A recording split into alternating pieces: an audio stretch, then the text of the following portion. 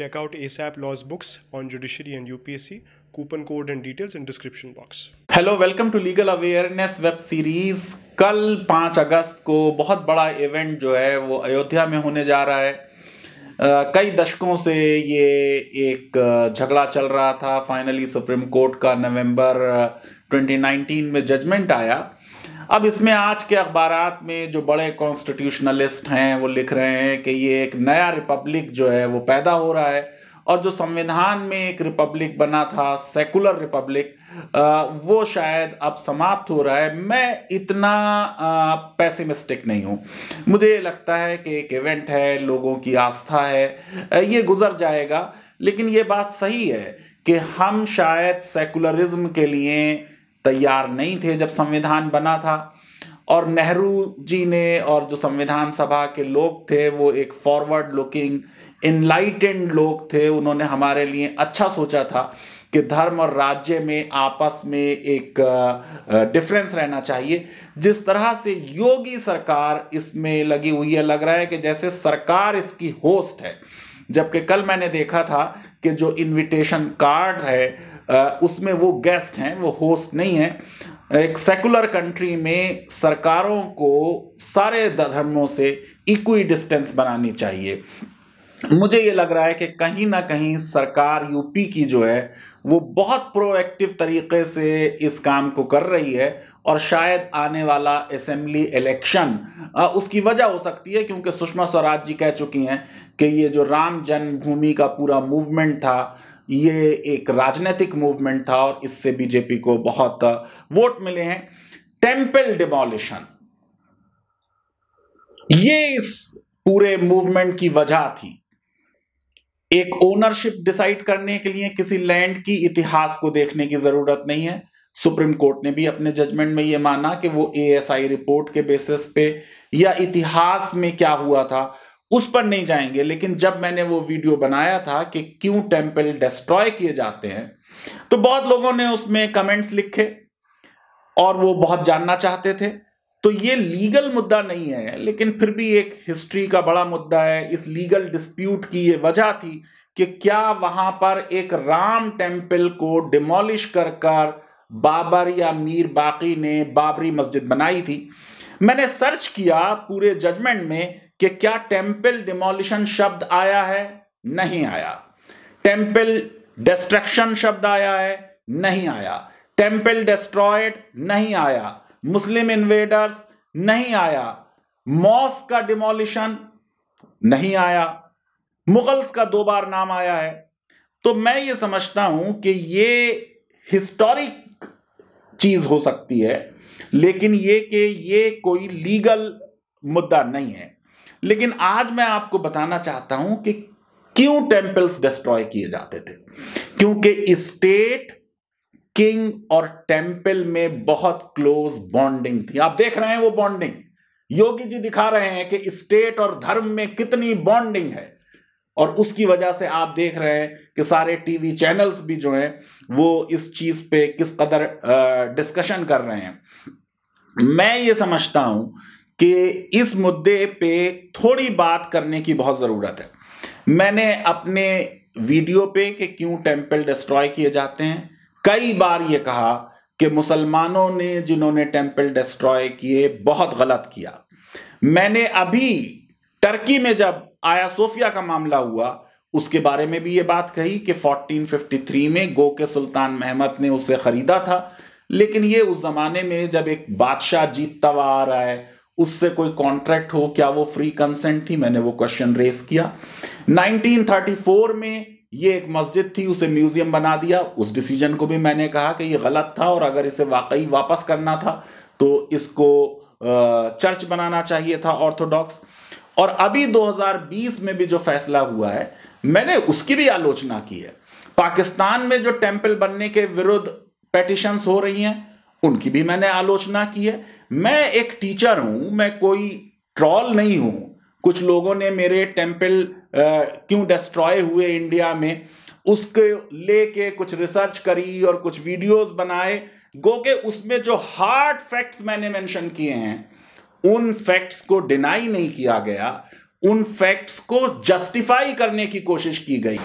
अब ये पशुपुत्र शुंग का जिक्र मैंने किया था कि किस तरीके से वो सियालकोट तक पहुंच गया और उसने कह दिया कि जो भी बुद्धिस्ट का सर काट के लाएगा उसको ये सोने की मुद्राएं दी जाएंगी। इसको डिनाई करने के बजाय अशोका की भी एग्जाम्पल दे दी जा रही है कि अशोक ने जैन्स के बारे में यह कह दिया था कि किसी जैन का अगर कोई सर काट के लाएगा तो उसे इस तरह की मुद्राएं दी जाएंगी। बात बिल्कुल साफ है कि ये उस जमाने में किसी एक रूलर की स्टोरी नहीं है, ये तमाम रूलर्स की स्टोरी है। देखिए, इतिहास में अगर जाएंगे तो यही उस जमाने की रिवायत थी, यही ट्रेडिशन थी कि क्योंकि राजा और टेम्पल एक थे तो राजा को जो डिफीट करता था उसकी डिफीट तभी मुकम्मल मानी जाती थी जब कुल देवता को भी उसके डिमोलिश कर दिया जाए या डिस्ट्रॉय कर दिया जाए। ये एक गलत बात थी, लेकिन पूरे विश्व में यह हो रहा है। आप सोचिए यहूदियों का किस तरह से परसिक्यूशन हुआ, मैंने बताया बुद्धिस्ट का कैसे परसिक्यूशन हुआ। अगर आज विश्व में 1 दर्जन बुद्धिस्ट हैं और भारत में बुद्धिस्ट कम हैं तो ये एक सोचने के लिए एक प्रश्न है जिस पे हमें गौर करना चाहिए। प्रोटेस्टेंट्स मूवमेंट जब चला तो आप देखिए उनको हेरेटिक्स कहा गया, परसिक्यूट किया गया। स्पेन में, इटली में, नीदरलैंड में, बेल्जियम में पूरा एक मूवमेंट चला, बिल्डन स्टॉर्म 16th सेंचुरी में। और आप सोचिए कि अगस्त 20, 1566 को church of our lady in Antwerp Belgium में जो था उसको की पेंटिंग्स वगैरह को डिस्ट्रॉय किया गया। फ्रांस में भी इसी तरह के मामलात हुए। लुई द 14 ने सारे प्रोटेस्टेंट्स को कन्वर्ट करने के लिए कहा। तो ये एक ऐतिहासिक तथ्य है कि राजा जब कोई जीतता था तो वो अपना धर्म लोगों पर इंपोज करता था। यही वो चीज है जो संविधान आज अलाउ नहीं करता कि ना राजा का धर्म लोगों पे इंपोज किया जाएगा, ना राजा लगेगा कि वो किसी एक धर्म की तरफ टिल्ट कर रहा है। यही पूरा आइडिया ऑफ सेकुलरिज्म है। आइए जरा सा सुप्रीम कोर्ट के जजमेंट को समझते हैं और इस बात को समझते हैं कि क्या जो मुद्दा है टेंपल डिस्ट्रक्शन का, उसमें इतिहास क्या रहा है। क्या मुसलमानों ने भारत में आके ये परंपरा शुरू की, या भारत में भी मुसलमानों के आने से पहले भी टेंपल डिस्ट्रॉय होते रहे हैं। इसके बारे में हम बात करेंगे, जरा सा मेमोरी अपनी फ्रेश करेंगे। और आप ये सोच लीजिए कि सुप्रीम कोर्ट का जजमेंट हो गया है, लेकिन राम जन्मभूमि मूवमेंट में जब एग्रेशन आ रहा है 1989 के बाद से, खास तौर से वो मूल प्रश्न कि क्या बाबरी मस्जिद एक राम टेंपल को डिमोलिश करके बनाई गई थी, ना तो इसका जवाब एएसआई रिपोर्ट में है और ना सुप्रीम कोर्ट ने यह बात मानी है कि वहां पर एक टेंपल को डिमोलिश करके एक मस्जिद बनाई गई थी। अभी आप देख लीजिए, जो मेरे ट्रोल्स हैं वो वीडियो बना रहे हैं मेरे ऊपर, अभी 2 हफ्ते पे भी नहीं हुए केदारनाथ बद्रीनाथ टेंपल के बारे में वहां पर 4 धाम बोर्ड एक्ट बनाया बीजेपी सरकार ने, उसका जजमेंट आया है उत्तराखंड हाई कोर्ट का, जिसमें उत्तराखंड हाई कोर्ट ने जजमेंट में लिख दिया कि यह जो बद्रीनाथ टेंपल था यह कब इस्टेब्लिश हुआ, बुद्धिस्ट के डिस्ट्रॉय करने के बाद। इसका मतलब यह हाई कोर्ट भी मान रही है कि हिंदुओं ने बुद्धिस्ट के सतूपास जो थे वो डिस्ट्रॉय किए, डिमोलिश किए, वो तो एक बात हुई, लेकिन बुद्धिस्ट ने भी हिंदू टेंपल्स डिस्ट्रॉय किए। ये वो चीज है जिसके बारे में आज के वीडियो में आप देखेंगे और बात होगी। लेकिन जरा सा मैं थोड़ी सी एक आध चीज और कहना चाह रहा हूं। मैं इस वीडियो में बात बताऊंगा कि भाई मिहिर कुल ने किस तरीके से यह काम किया। अब जो जवाब देने वाले हैं उन्होंने मिहिर कुल को कम से कम विदेशी मान लिया, तो यह बात भी साबित हो गई कि भारत में इन्वेडर्स मुसलमान ही नहीं आए थे, उनसे पहले भी कुछ आ चुके थे। फिर मिहिर कुल जो है उसने कॉइन्स इशू किए शिव के रिफ्लेक्ट करते हुए आइडियोलॉजी, उसको नहीं माना जा रहा कि वो शिव भक्त था।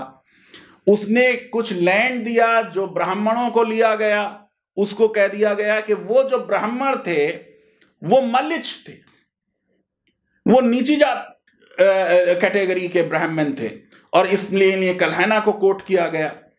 मैं ये समझता हूं कि ये बात कह देनी कि पुष्पमित्र शुंग जो थे उसे जस्टिफाई करना, ये इतिहास से छेड़छाड़ है। अरुण शौरी को लेके कहा गया कि ये इमिनेंट हिस्टोरियंस के बारे में जो उन्होंने किताब लिखी है उसे पढ़ लें। अरे भाई, अरुण शौरी अच्छे बड़े जर्नलिस्ट हैं, आजकल भी वो जो कह रहे हैं पिछले 4-5 साल से उसको भी सुन लीजिए। राफेल पे जो वो कह रहे हैं और सुप्रीम कोर्ट गए थे उसको भी सुन लीजिए। फुरेर की बात की गई, अरे भाई इसका एक जगह जिक्र आ गया है बाबरी मस्जिद के जजमेंट में, और जो इसको कहा जा रहा है कि ये मिशनरी आर्कियोलॉजिस्ट हैं। यही बात हम भी कह रहे हैं एलिटन डाउसन के बारे में कि एलिटन डाउसन ब्रिटिश रूल को जस्टिफाई करने के लिए मुस्लिम रूल को बैड लाइट में दिखाने की कोशिश कर रहे हैं, और ये कह रहा है कि वो अब जस्टिस वगैरह करेंगे। फुरेर की बात जो है वो मथुरा के बारे में है कि मथुरा में कई बुद्धिस्ट प्लेसेस को डिस्ट्रॉय करके हिंदू टेंपल्स बनाए गए। और आप बात देख लीजिए कि जो सुप्रीम कोर्ट का जजमेंट है जिसकी वजह से ये 5 अगस्त को अब शिलान्यास हो रहा है, इस जजमेंट के विरुद्ध भी कुछ हिंदूज सुप्रीम कोर्ट में चले गए हैं ऑलरेडी, और वो ये कह रहे हैं, बड़े मजे की बात, कि ये जो जजमेंट है ये सेकुलरिज्म के विरुद्ध है। क्यों सेकुलरिज्म के विरुद्ध है?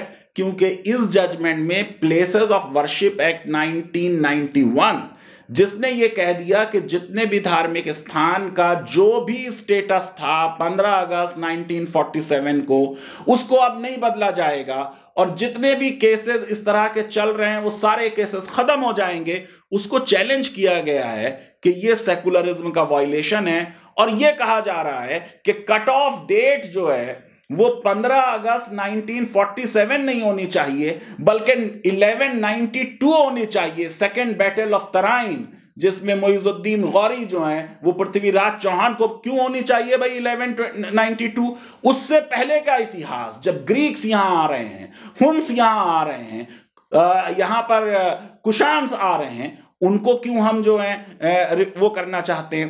पैरा 82 है सुप्रीम कोर्ट के जजमेंट का, जिसमें सुप्रीम कोर्ट ने कहा कि ये जो 91 का एक्ट है ये प्रोटेक्ट करता है सेकुलरिज्म को और फंडामेंटल ड्यूटीज ऑफ कॉन्स्टिट्यूशन। अभी न्यू एजुकेशन पॉलिसी में भी फंडामेंटल ड्यूटीज ऑफ और वैल्यूज ऑफ कॉन्स्टिट्यूशन आ गई हैं।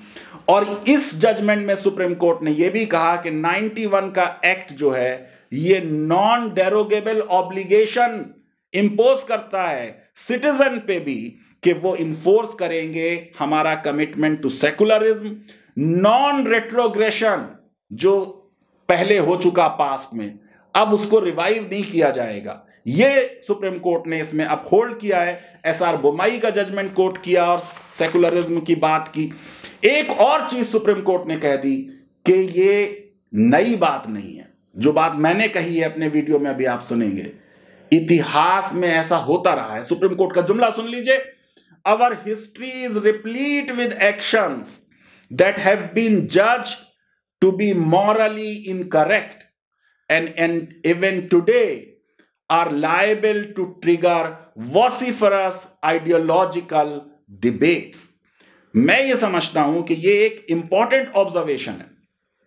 फिर देख लीजिए बाबरी मस्जिद के इस जजमेंट में सुप्रीम कोर्ट ने खुद नोट किया कि जो सूट नंबर 5 है, उस सूट नंबर 5 में पैरा 23 में यह कहा जा रहा है कि एंशियंट टेम्पल विक्रमादित्य के जमाने का राम जन्मभूमि पे जो था वो पार्शियली डिस्ट्रॉय किया गया, और वहां पे कोशिश की गई मस्जिद बनाने की मीर बाकी के द्वारा, फिर बाबर आए और वो डिमोलिश कर दिया गया और मस्जिद बना दी गई। तो ये एक इशू फ्रेम किया गया कि weather a Hindu temple was demolished and a mosque was constructed. ये इशू नंबर 2B है सूट नंबर 4 में जो सूट फाइल किया था सुन्नी वक्फ बोर्ड ने, और ये इशू नंबर 14 है सूट नंबर 5 में जो रामलला ने फाइल किया था 1989 में और जिनको ये लैंड दिया गया है। और इसमें सुप्रीम कोर्ट ने लिख दिया कि बर्डन ऑफ प्रूफ प्लेंटिफ पे है। यानी बर्डन ऑफ प्रूफ प्लेंटिफ पे है, जो ये बात कह रहा है कि एक राम टेम्पल को डिमोलिश करके मस्जिद बनाई गई, और ये बर्डन डिस्चार्ज नहीं हुआ। क्यों डिस्चार्ज नहीं हुआ? क्योंकि हाई कोर्ट ने भी जो क्वेश्चन दिया था, गो के डाइल्यूट कर दिया था क्वेश्चन एएसआई को 5 मार्च 2003 को, उसमें प्रश्न कर दिया था whether there was any temple oblique structure. Structure क्यों ला रहे हैं, टेम्पल क्यों ला रहे हैं? शब्द होना चाहिए था वेदर अ राम टेम्पल। ये हाई कोर्ट ने गलत क्वेश्चन फ्रेम किया था और गलत इशू फ्रेम किया था। फिर से पढ़ देता हूं, whether there was any temple oblique structure which was demolished and a mosque constructed on the disputed site। और उसके बाद आपको क्या हो रहा है, इतिहास क्या बता रहा है? ना बाबर इसका जिक्र कर रहे हैं, उनके वो पेजेस गायब है, मैंने आपको बता दिया। उसके अलावा अकबर नहीं कह रहे, औरंगजेब नहीं कह रहे, अबुल फजल नहीं कह रहे, तुलसीदास नहीं कह रहे कि एक राम टेम्पल था जिसे डिमोलिश करके ये मस्जिद बनाई गई। और एएसआई की रिपोर्ट में ये कहीं नहीं लिखा कि एक राम टेम्पल को डिमोलिश करके बाबरी मस्जिद बनाई गई है। सुप्रीम कोर्ट का कंक्लूजन सुन लीजिए, पैरा 509 है। सुप्रीम कोर्ट कह रही है एएसआई की रिपोर्ट को कंसीडर किया जाएगा फिर फॉलोइंग कैविएट्स। क्या कैविएट्स हैं, क्या कंडीशंस हैं जिन्हें माइंड में रखना चाहिए? Number 1, there is no specific finding that the underlying structure was a temple dedicated to Lord Ram। ASI की फाइंडिंग में कहीं यह नहीं लिखा है कि वो जो जमीन के नीचे स्ट्रक्चर था वो एक लॉर्ड राम का टेम्पल था। फिर दूसरी चीज, एएसआई की रिपोर्ट के बारे में सुप्रीम कोर्ट कह रही है, ये माइंड में रख के सोचना चाहिए कि डिमोलिश होने की, कि वो जो स्ट्रक्चर था उसको विध्वंस करने की, डिमोलिश करने की, डिस्ट्रॉय करने की कोई सबूत नहीं मिल रहा है। अब फिर paragraph 511 of judgment Supreme Court कह रही है कि no specific finding about this demolition of temple is significant evidentiary circumstance.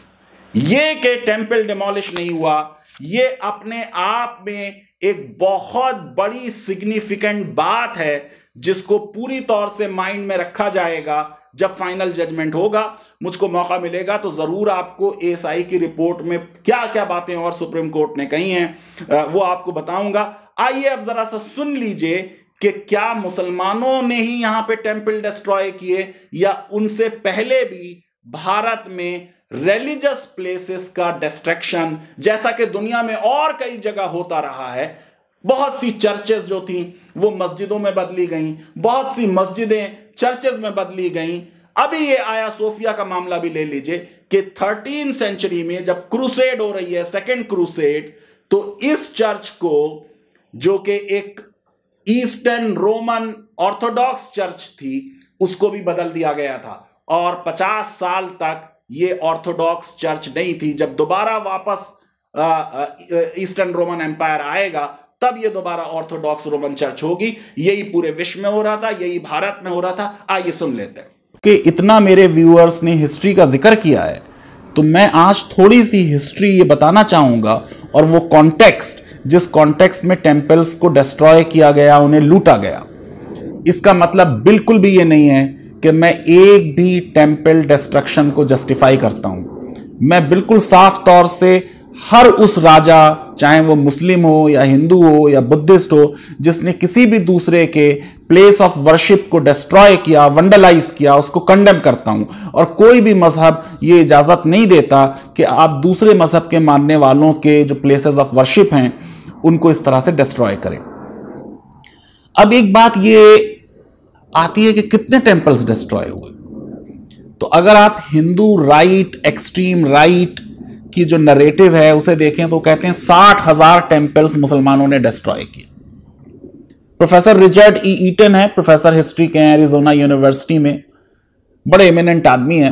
उन्होंने इस पे काम किया है और उन्होंने ये कहा कि ये जो नंबर है ये बहुत एग्जैगरेटेड नंबर है। जो कॉन्क्रीट एविडेंस टेंपल डिस्ट्रक्शन की है वो उनके हिसाब से 80 है।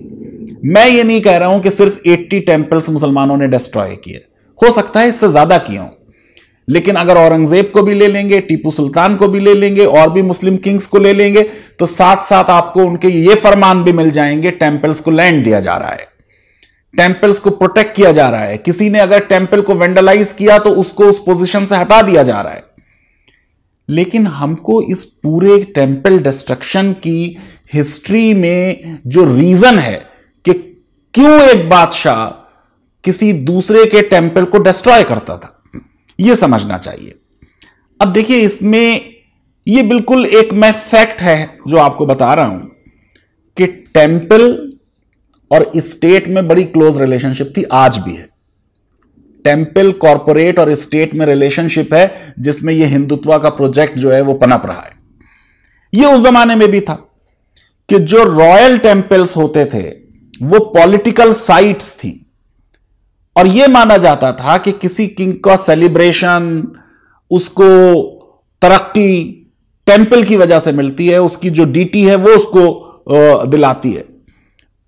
कोई एम्पायर अगर वो जीतता है तो फिर जब एक किंग को दूसरा किंग डिफीट करता था तो क्योंकि ये उसकी जो डीटी है ये उसकी प्रोटेक्टर थी तो उस प्रोटेक्टर को भी डिस्ट्रॉय करता था कि ना सिर्फ हमने तुम्हें हरा दिया बल्कि जो तुमको संरक्षण दे सकते थे, जो तुम्हें बचा सकते थे, देखो उनकी भी ये हालत कर दी गई। और ये बात संस्कृत टेक्स्ट में है, ये इंस्क्रिप्शन से साबित होती है। अब जब मुसलमान आए तो ये ट्रेडिशन पहले से मौजूद थी इंडिया में कि जो भी जीतेगा वो हारने वाले के मंदिरों को भी खत्म करेगा। इस ट्रेडिशन को मुसलमानों ने भी अनफॉर्चुनेटली फॉलो किया, जो कि बड़ा गलत किया। तो क्योंकि टेंपल में एक पावर का वो सिंबल था, इसलिए जो भी उसको जीतता था वो उसको डिस्ट्रॉय करता था। तो ये जो एक बॉन्डिंग थी between king, God and temple, इसके बारे में लिखा है डेविड शुलमैन ने। इसकी वजह से टेंपल्स डिस्ट्रॉय किए जाते थे और उन्होंने कोट किया है Bharat Smita 6th century text है ये। If a Shivalinga image or temple breaks apart, moves, sweats, cries, speaks or otherwise acts with no apparent cause, this warns of the destruction of the king and his territory. मंदिर की मूर्ति हिल गई या कुछ और उसमें गड़बड़ हुई तो इसका मतलब यह कि अब बादशाह का जो रूल है वो खत्म होने वाला है और उसको खत्म किया जा रहा है। रजत रंगनी कश्मीरी टेक्स्ट है कल्हाना की, इसने लिखा कि अशोका का एक बेटा जो जलूका था वो अपने फादर की तरह बुद्धिस्ट नहीं था बल्कि शिवाइट था और उसने बहुत सी बुद्धिस्ट मॉन्स्ट्रीज डिस्ट्रॉय की। डीएन झा, उन्होंने लिखा कि साहब अर्ली एविडेंस है परसिक्यूशन ऑफ शर्मनाज यानी Buddhist and it comes from post Mauryan period and it is recorded in Buddhist text. तो ब्राह्मण रूलर थे पशुमित्र शुंगा जो बहुत बड़ा परसिक्यूटर था बुद्धिस्ट का, बहुतों को मार दिया, सियालकोट तक पहुंच गया, यहां तक कह दिया कि जो बुद्धिस्ट का एक सर काट के लाएगा उसे इतने पैसे मिलेंगे। पतंजलि जो हमारी इतनी बड़ी ग्रामर की किताब है उसकी में महाभाष्य में यह लिखा है कि Brahmans and Shramanas are eternal enemies. सांप नेवले की तरह उन्होंने लिखा है, उनमें लड़ाई झगड़ा था। सांची जो बुद्धिस्ट साइट थी अशोका के जमाने से, वहां की एविडेंस है वंडलिज्म की शुंगा पीरियड में। अहमदपुर में ब्राह्मणिकल टेंपल्स कंस्ट्रक्ट किए गए सतूपा बेसिस पर, जैसे ये कहा जा रहा है कि राम टेंपल को गिरा के बाबरी मस्जिद बनाई गई। ये देखिए बहुत से टेंपल्स ऐसे हैं जो बुद्धिस्ट साइट्स पे बनाए गए जिसमें बुद्धिस्ट मटेरियल इस्तेमाल हो गया। हम राजी हैं क्या बुद्धिस्ट को वो वापस करने के लिए? क्या हम पूरी हिस्ट्री को दोबारा लिखना चाहते हैं? लिख ले। Khajuraho, Ghantai temple appears to have been built on the remains of Buddhist monument in the 9th and 10th centuries by the Jainas, who may have had the strong presence in the region. Mathura में Kushan period के बहुत से Brahminical temples जो हैं जैसे भूतेश्वर, गुकेश्वर, ये सब Buddhist sites पे बनाए गए हैं। चाइनीज पिलग्रिम फाहियान वो इंडिया में आ रहा है 5th सेंचुरी में। गुप्ता पीरियड के जमाने में। उसने भी ये लिखी बात कि Brahman seem to have appropriated a Kushan Buddhist site where a temple with Ramayana panel was constructed during the Gupta period. Sultanpur district, ज्यादा दूर नहीं है फैजाबाद से, अयोध्या से। हिस्ट्री कहती है कि वहां 49 बुद्धिस्ट साइट्स डिस्ट्रॉय की गई, आग लगा दी गई। और ये सब कौन लिख रहा है? Archaeologist Alois Allen Fuhrer. और उसने लास्ट में जुमले में लिखा, Brahmanism won its final victories over Buddhism.